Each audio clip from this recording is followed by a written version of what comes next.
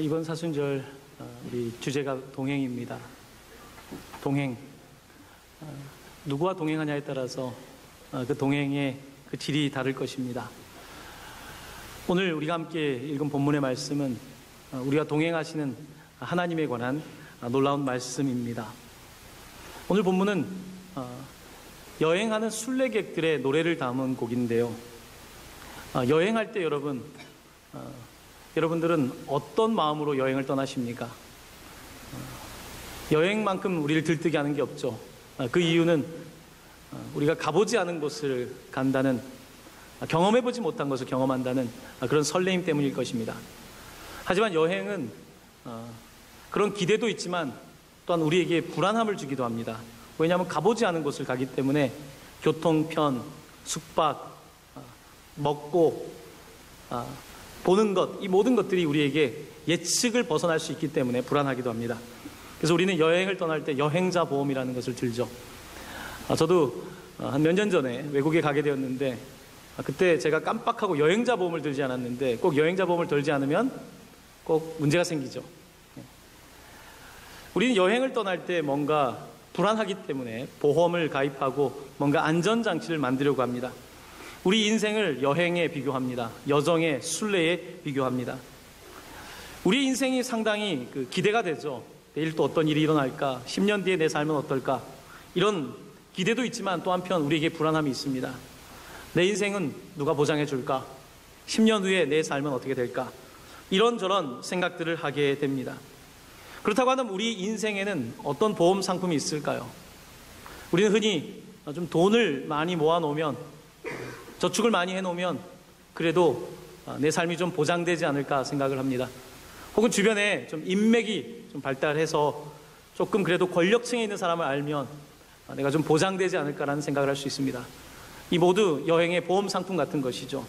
여러분 어떻습니까? 하지만 우리의 삶을 완전히 보장해주는, 완전히 커버해주는 그런 안전장치, 보험장치가 있을까요? 보험이라고 하는 것도 사실은 그 약관에 따라서 참 틀리더라고요. 내가 가입한 것 같지만 상당히 까다로운 약관에 따라서 내가 생각보다 커버가 되지 않는 일들이 많습니다. 하지만 하나님은 다르십니다. 하나님은 우리의 삶에 무한 책임을 지신다고 말씀하십니다. 하나님은 우리가 생각하는 약관보다 훨씬 더 다른 개념인 언약의 관계 속에서 우리의 삶을 보장하시고 지켜주시겠다고 말씀하고 계신 것입니다. 오늘 본문은 그와 같은 내용을 우리에게 전하고 있습니다. 오늘 우리가 함께 읽을 시편은 성전에 올라가는 노래라고 기록이 되어 있는데요. 성전에 올라가는 노래라고 하는 이 타이틀이 적혀 있는 시편은 시편 120편부터 134편까지 15편입니다. 시편 150편 가운데 15개의 시편은 성전에 올라가는 노래라고 되어 있고, 이 시편은 아마 이스라엘 백성들이 순례를 하면서 자기 집에서 출발해서 예루살렘까지 가는 와중에 불렀던 노래가 아닐까라는 생각을 합니다. 예수님께서 12살 되던 해에 유월절을 지키기 위해서 예루살렘에 가신 일이 있습니다. 그의 가족과 친척들과 함께 살던 나사렛을 떠나서 아마 예루살렘까지 먼 여행을 하셨을 것입니다. 그때 예수님도 아마 시편 121편을 부르셨을 거예요. 오늘 우리가 부르는 이 시편은 예수님도 불렀던 시편입니다. 예루살렘이 다가올 때에 이제 산으로 올라가면서 내가 산을 향하여 눈을 들리라, 나의 도움이 어디서 올까? 우리 주님도 이 노래를 불러주셨던 것입니다. 오늘 시편은 1절과 2절에서는 나라고 하는 동사, 나라고 하는 대명사가 주어입니다. 내가 산을 향하여 나의 도움은 어디서 올꼬? 자, 그러면 3절부터 8절까지는 전부 다 나라는 단어가 안 나오고 너라는 단어가 나옵니다. 하나님께서 너를 지켜주시고 너가 실족하지 않게 하시고 너를 영원까지 지켜주시겠다라고 하는 이런 표현입니다. 아마도 이 시편은 사람들이 먼저는 내가 산을 향하여 눈을 들리라, 나로부터 이런 질문에 관련된 노래가 나오면 아마 누군가가 뒤에서 하나님께서 너를 지켜주실 거야, 너를 보호해 주실 거야, 영원까지 지켜주실 거야, 이렇게 서로 주고받는 노래가 아니었을까 생각을 하게 되는 것입니다. 이렇게 이스라엘 백성들은 순례길에 올라가면서 하나님께 나아가면서 서로가 우리와 함께 하신 하나님을 서로 주고받으면서 이렇게 아름다운 노래를 부르며 나아갔던 것을 보게 됩니다. 그래서 오늘 시편은 우리에게 참 기억에 남는 시편이고 참 아름다운 시편인 것을 보게 됩니다. 자, 이제 오늘 시편의 말씀을 조금 더 안으로 들어가서 조금 살펴보려고 하는데요. 첫 번째 보시면 내가 산을 향하여 눈을 들리라라고 되어 있습니다. 여기서 산을 향한다. 여러분 산을 향할 때 여러분 마음 어떠십니까? 괜히 좀 기분이 좋으십니까? 산에 올라갈 때의 그 탁 트인 하늘 상상하십니까? 여기서 산이라고 하는 단어는 원어적으로 볼 때는 복수형입니다. 내가 산들을 향하여, 내가 언덕들을 향하여, 내가 높은 곳들을 향하여 나아가겠다라고 하는 표현입니다. 산하면 여러분 생각나는 뭐 시내산, 호렙산, 뭐 갈멜산, 우리 하나님의 산도 있지만 성경에 산이라고 하는 단어가 등장할 때 산의 의미는 우리의 생각과 좀 많이 다를 수 있습니다. 산에는 하나님의 성전도 있었지만요, 우상을 섬기는 그런 산당도 참 많았습니다. 이 산이라고 하는 단어, 여기에 표현된 이 높은 곳이라고 하는 단어가 구약 성경에 78번 사용되는데, 많이 사용될 때 흥미롭게도 우상과 관계돼서 많이 사용되는 것을 보게 됩니다. 예로 열왕기상 14장 23절 말씀을 우리 한번 같이 읽어보기를 원합니다. 이는 그들도 산 위에와 모든 푸른 나무 아래에 산당과 우상과 아세라상을 세웠음이라. 산 위와 푸른 나무 아래에 산당과 우상을 세웠다고 합니다. 오늘 이 노래를 부르는 사람들은 지금 언덕들을 지나가고 산들을 지나가면서 예루살렘 하나님이 계신 성전도 바라보지만 곳곳에 우상의 어떤 모습들도 많이 보는 것입니다. 어릴 때 북한산 갔던 기억이 있습니다. 가면 곳곳에 뭐가 있습니까? 음식도 있고 돌도 많이 쌓아놨고, 이렇게 곳곳마다 사실은 이스라엘의 이 산에도 언덕에도 우상들이 많았습니다. 특별히 그곳에 바알과 아세라 신이 있었죠. 바알과 아세라는 일종의 부부입니다. 성적인 결합을 통해서 복을 주는 이와 같은 신입니다. 그래서 산에 올라가면 산당에서 희생제사를 드렸을 뿐만 아니라 거기에서 성적인 매춘 행위가 이루어졌던 것을 봅니다. 바로 이것이 이스라엘의 산 위에서 일어났던 일입니다. 푸른 나무 아래에서 일어났던 일입니다. 오늘 이스라엘 백성들은 내가 지금 산을 향하여, 산들을 향하여 가고 있는데 그들의 여정 속에서 하나님을 향하여 나아가지만 곳곳에 너무 우상이 많은 거예요. 너무 나를 넘어뜨릴 것이 많은 것입니다. 여러분의 여정은 어떻습니까? 우리의 여정도 인생도 마찬가지 아닙니까? 하나님을 향하여 나아가는데 곳곳에 우상이 너무 많은 거예요. 산들마다 곳곳마다 우리를 넘어뜨릴 것이 너무 많은 것을 보게 되는 것입니다. 여러분은 요즘 어떤 우상을 만나고 있습니까? 어떤 우상이 여러분의 삶을 엉뚱한 곳으로 이끌고 있습니까? 이게 리디머 장로교회의 담임 목사인 팀 켈러 목사는 카운터핏 갓이라고 하는 가짜 우상, 가짜 신들이라고 하는 책에서 우리 시대의 우상에 관해서 아주 놀라운 통찰력을 제공하고 있습니다. 우리는 흔히 눈에 보이는 그냥 우상, 타종교에서 섬기는 미신적인 행위를 우상이라고 하지만 사실 우상이라고 하는 것은 하나님 외에 우리의 마음을 빼앗는 모든 것들을 우리는 우상이라고 부를 수 있습니다. 돈이 될 수도 있고 우리의 자녀가 될 수도 있고 성공이 될 수도 있고 어떤 거든지 우상이 될 수 있는데, 그 우상이 우리를 끌 때에 그냥 끄는 것은 아닙니다. 우리 안에 이미 우상이 있기 때문에 외부의 우상이 우리 내면의 우상을 이끄는 것입니다. 특별히 우리 내면에는 어떤 우상들이 있을까요? 왜 우리는 계속해서 하나님께 나아가려고 하지만 우상에게 마음을 빼앗기는 것일까요? 팀 켈러 목사는 4가지 사람에게 있는 그 내적인 그 감정들 혹은 동기들이 우리를 우상에게로 이끈다고 말합니다. 자, 이렇게 이야기를 하면 조금 더 이해가 안 되는 부분이 있기 때문에 팀 켈러 목사는 돈이라고 하는 것을 통해서 이 4가지 내적 우상에 대하여 설명을 하고 있습니다.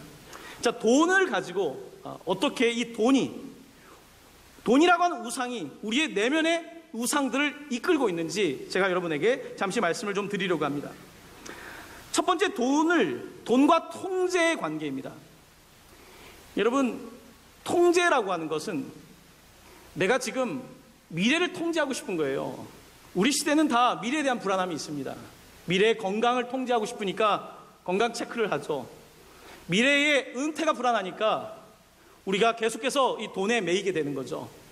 이것이 나쁜 것은 아니지만 여기에 우리가 마음을 다 주게 될 때에 결국은 돈이 가장 중요한 게 되는 거예요.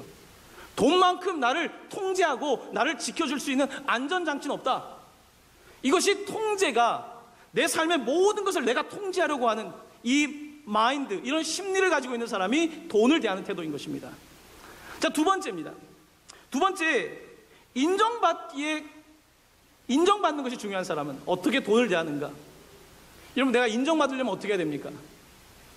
뭐 여러 가지 방법이 있지만 돈을 쓰면서 인정받는 그런 심리적으로 그런 사람들이 있습니다. 식당에 가면 내가 돈을 다 내야 되고, 특히 술 마시면 뭐 본인이 다 내는 거죠. 그건 뭡니까? 이 사람이 착한 사람이라서 내는 겁니까? 여러분, 술집에서 계산하는 사람이 착한 사람이 아닌 거예요. 착한 게 아니라 난 인정받고 싶은 거예요. 내가 돈을 쓸 때 남에게서 받는 인정이 좋은 거예요. 탕자가 그랬습니다. 둘째 아들 탕자, 첫째 형이 인정받았잖아요. 아버지의 눈에 드는 첫째, 그것도 장남, 둘째인 아들은 아버지가 인정함에도 불구하고 인정 못 받다고 느낀 거예요. 그러다 보니까 먼 나라에 갑니다. 어떻게 합니까? 그가 인정받으려고 친구들에게 다 돈을 써요. 다 써버리고 인정을 받으려고 하는데, 돈으로 친구를 사면 돈이 없으면 친구가 떠나가는 거예요. 술로 친구를 사면 술이 없으면 친구는 떠나가는 것 아닙니까? 돈으로, 이 탕자에게 돈이라고 하는 것은 단지 돈이 아니라 내가 인정받기 위한 하나의 수단이었던 것입니다. 사람들은 또한 위로받기 위해서 돈을 쓰기도 합니다. 돈을 찾습니다. 여러분, 요즘 가장 위로받기 쉬운 게 뭡니까? 쇼핑하는 거 아닙니까? 뭔가 컨슈밍하고 소비하는 것, 이것이 우리에게 위로를 주는 거예요. 돈을 숭배하는 이유는 내가 위로받기 위함인 거예요. 뭔가를 쓸 때, 돈을 쓸 때 내가 위로를 받는 거죠. 이렇게 돈이라고 하는 우상은 우리 내면에 있는 취약한 부분과 연결돼서 우리를 이끌고 있다는 것입니다. 자, 그래서 우리가 지금 순례의 길을, 인생길을 가고 있는데, 자, 이쪽에 우상이 있어요. 내가 끌리는 겁니다. 내 마음이 계속 가는 거예요. 저것을 얻으면 내가 좀 뭔가 충족될 거라는 생각을 하게 되는 것입니다. 하나님이 우리에게 딱 그 퍼즐 조각을 맞춰주셔야 되는데, 저것이 나에게 맞춰줄 거라고 생각하고, 사탄은 우리의 가장 심리적으로 취약한 부분을 공격하며 그 부분을 통해서 우상 숭배를 하게 하는 것입니다. 사람들은 이렇게 돈이라고 하는 것을 숭배합니다. 이번 주에 신문 기사 가운데 흥미롭게 읽은 기사가 하나 있습니다. 네이버 창립자인 김정호 대표 이야기입니다. 그가 아마 이제 네이버를 이제 같이 공동 시작을 하면서 스톡 옵션으로 아마 수백억의 돈을 벌었겠죠. 얼마나 돈을 많이 벌었습니까? 요즘 돈이라고 하는 것이, 스톡 옵션 같은 경우는 얼마나 쉽게 돈을 벌 수 있게 합니까? 그가 많은 돈을 벌고 그의 연봉은 거의 다 술 마시고 사람들에게 쓰는 데 다 갔다는 거예요. 얼마나 좋았겠어요. 내가 사람들에게 인정받고. 그랬던 그가 이제 북한산에서 암벽 등반을 하는데 아마 발을 헛디딘 것 같아요. 헛디디면서 죽는구나 했는데 로프에 그가 매달려 있던 거죠. 로프 하나에 우연히 매달려 있었던 거죠. 그때 그의 생각이 전환이 이루어졌다고 합니다. 내가 지금까지 벌은 돈 쓰는 것이 아니라 내가 겨우 로프 하나에 매달려 있다는 것을 깨닫고 그는 새로운 회사를 시작합니다. 베어 베터라고 하는 회사인데요, 약 200명의 발달 장애인을 고용해서 회사를 만들었습니다. 그냥 노동력을 착취하는 것이 아니라 장애인에게도 동일한 임금을 받을 수 있는 그와 같은 구조를 만들어서 이제 새로운 형태의 회사를 하는 거죠. 돈이라고 하는 것에 버는 데 우상이 됐건 돈을 쓰는 게 우상이 됐건 돈에 매여 있던 사람에게 이제 돈으로부터 좀 자유로운 공간이 생겨나자 이제 그의 삶에 더 기쁨이 찾아온 것 아니겠습니까? 잠언서는 우리에게 가장 큰 우상이 될 수 있는 돈에 관하여 너무나 중요한 교훈을 이렇게 주고 있습니다. 저와 함께 이 말씀 잘 아시겠지만 다시 한번 봉독하기 원합니다. 함께 봉독합니다. 나를 가난하게도 마옵시고 부하게도 마옵시고 오직 필요한 양식으로 나를 먹이시옵소서. 혹 내가 배불러서 하나님을 모른다 여호와가 누구냐 할까 하오며 혹 내가 가난하여 도둑질하고 내 하나님의 이름을 욕되게 할까 두려워함이니이다. 아멘. 여러분, 이 말씀 좋아하시죠? 돈을 모으는 우상 숭배가 있고요, 계속 소비하는 우상 숭배가 있는 것입니다. 이 이야기를 팀 켈러 목사는 자기 교회 교인의 이야기를 통해서 예화를 듭니다. 부부가 갈등 관계에 있었다는 거예요. 돈이라고 하는 우상 때문에. 남편이 보기에 아내가 너무 소비를 많이 한다고 생각한 거예요. 그 이유가 자꾸 예뻐지고 인정받으려고 하는 욕구가 너무 큰 아내가 힘들었던 거예요. 그렇게 하지 않아도 괜찮은데 계속해서 사야 되고 꾸며야 되는 아내가 이해가 안 된 거예요. 그래서 아내에게 왜 그런 우상 숭배를 하느냐, 이제 이런 생각을 했던 사람인 것입니다. 아마 그런데 성경 공부 모임 가운데나 소그룹 모임에서 누군가가 그에게 이런 이야기를 했대요. 아내가 돈을 그렇게 우상 숭배한다면 당신도 우상 숭배하는 것이 보이지 않습니까? 자기는 이렇게 돈을 아끼는 사람인데 무슨 돈을 우상 숭배하냐라고 이제 물어본 거죠. 당신은 돈을 통해서 안전을 얻으려고 하지 않습니까? 당신은 통제하려고 하잖아요. 여러분, 돈을 모으기만 한 사람들 있죠. 이것도 일종의 우상 숭배입니다. 돈을 모으는 것이 잘못된 것은 아니지만 돈을 모아서 내가 안전함을 느낀다면, 하나님이 아니라 돈에서 안전함을 느낀다면 그것도 우상 숭배가 되는 것입니다. 보통 부부 갈등은 돈으로 나타납니다. 첫 번째 부부 갈등의 핵심은 돈입니다. 보통 누가 좀 아낍니까? 왔다 갔다 합니다. 저희 집은 제가 좀 그런 편이고, 그래서 제가 미국에서 이제 공부를 할 때에 제가 그때 뭐가 있습니까? 뭐 정말 쥐꼬리만한 월급으로 학교도 다녀서 공부도 해야 되고, 그때 제가 그랬던 것 같아요. 우상은 우리의 약점을 잘 알아요. 그곳을 치면 이 사람이 거기를 붙잡을 걸 아는 것입니다. 자석처럼. 그래서 우리가 중독적이고 계속해서 거기에 파괴적인 삶을 사는 이유는 그와 같은 우상 숭배하게 되는 이유인 것입니다. 영적인 메커니즘이 있다는 말씀입니다. 자, 이제 여러분들과 우상의 이야기가 아니라 하나님 이야기로 하려고 합니다. 1절과 2절은 나의 이야기라고 한다면, 이제 3절부터 8절까지는 주어가 바뀌었다고 말씀드렸죠. 하나님이 주어가 됩니다. 특별히 이 3절에서 8절을 제사장의 노래라고 말합니다. 나의 도움이 어디서 올까? 라고 노래를 부를 때 제사장이 불러주는 것입니다. 여호와께서 너를 실족하지 않게 하신다. 여호와께서 너를 지켜주신다. 노래로 응답해 주는 것입니다. 하나님께서 여행을 가는데 우리의 인생 여정길에 앞에서 가이드가 되신다는 거예요. 우리는 로드맵이 없어요. 여행 갈 때 로드맵이 없잖아요. 여행 가이드가 우리를 인도하잖아요. 로드맵을 갖고 있는 여호와께서 우리를 인도하시는데 앞에 돌이 있으니까 얘야 돌 조심해. 여기 넘어질 수 있으니까 얘야 거기 조심해. 하나님 말씀으로 우리에게 주변의 사람들을 통해서 말씀해 주신다는 것입니다. 실족하지 않도록. 또한 때때로 하나님께서 우리를 보호해 주시는데 우리가 너무 졸리고 힘들고 삶의 무게 가운데 아무런 힘이 없을 때 하나님이 졸지 않으신다는 거예요. 병상에서 누군가를 돌보시는 분들이 계십니까? 나는 미안해요. 왜냐하면 아내와 남편이 병상에 아픈데 나는 졸고 있어. 이게 우리의 약한 모습 아닙니까?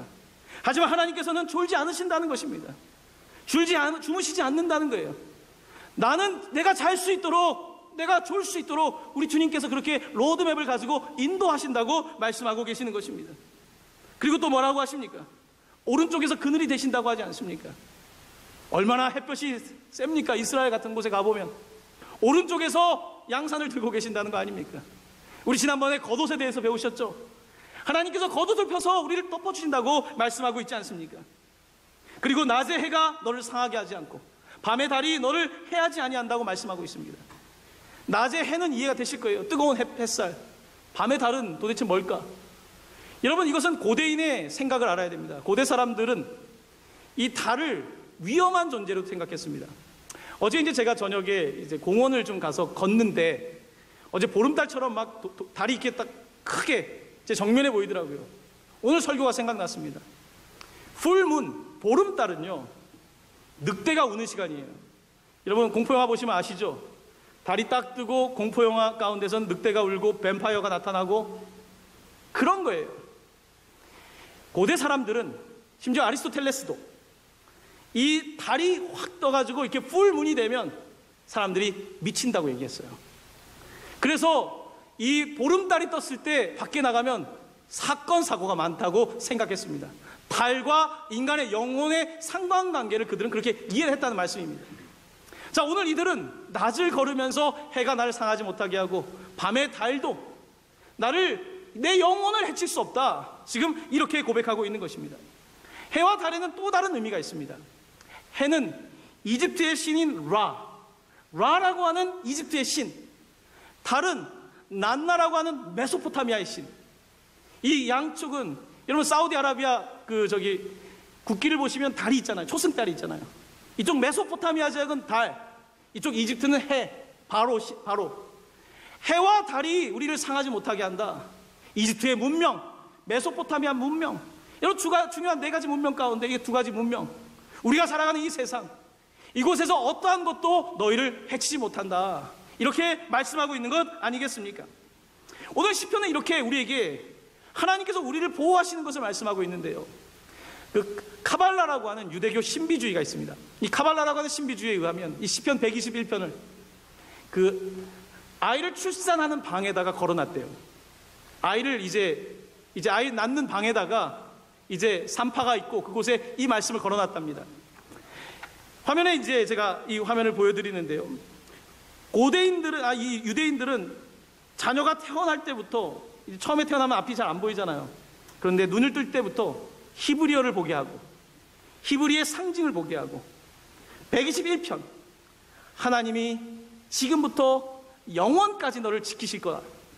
태어나는 순간부터 영원까지, 요람에서 무덤까지 영원부터 영원까지 너를 지켜주실 것이다. 이것을 아이의 침대에다가 붙여놓는다고 합니다. 혹시 출산을 앞두고 있는 분들이 있다면 121편을 복사한 것을 가지고 다니시면서 이 말씀을 한번 품어보세요. 이 자녀 어떻게 될지 모르잖아요. 태어나는 순간부터 영원토록 우리 주님이 함께 하신다. 이 말씀을 그들이 묵상했다는 것입니다. 여러분에게 121편과 관련돼서 탈무드에 있는 이야기 한 편을 말씀드리려고 합니다. 탈무드에 온켈로스라고 하는 사람이 등장합니다. 그는 로마 사람이지만 유대교로 회심을 한 사람입니다. 어느 날 로마 황제가 군사들을 보내서 온켈로스를 붙잡아 오라고 했습니다. 군사들이 도착했는데 온켈로스가 하나님의 말씀을 얼마나 잘 전했는지 군사들이 다 설득을 당해가지고 그를 붙잡은 게 아니라 전부 다 유대인으로 회심을 해버렸답니다. 황제는 또 군사들을 보냅니다. 이번에는 절대로 말하지 말라고. 그 사람은 말하면 다 회심을 시켜버리니까. 근데 이제 온켈로스가 때를 찾아서 딱 한마디만 한다고 합니다. 말이 또 시작되자마자 이 사람들이 또 회심을 하게 됐습니다. 유대인 회심이 됐습니다. 세 번째입니다. 이번엔 절대로 말하면 안 된다. 이제 온켈로스를 붙잡으러 갔습니다. 말을 하지 않고 끌려갑니다. 자, 그런데 그가 집 밖을 나서는데 유대인들은 전통적으로 그 6월절에 그 문설주에다가 이렇게 피를 바르지 않습니까? 마찬가지로 또한 미간과 이 팔과 또한 집의 문에다가 메주자라고 하는 걸 붙여놓습니다. 메주자에는 신명기 구절들이 적혀 있는데요.